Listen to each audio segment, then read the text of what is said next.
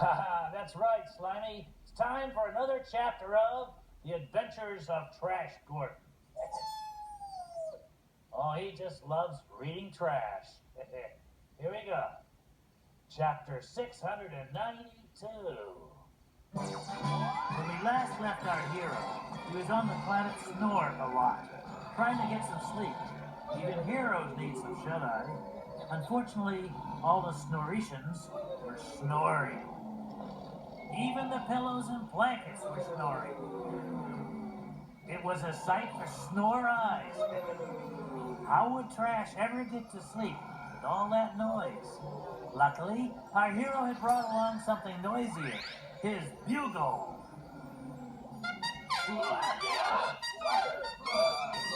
Everyone woke up, and Trash heroically turned to them and said, Sesame Street has been brought to you today by the letter Z and by the number 11.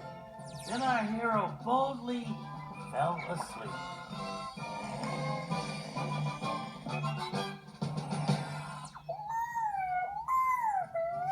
No. That's enough thrills for now, Slimo. Just hit the sack and I'll read you more trash tomorrow.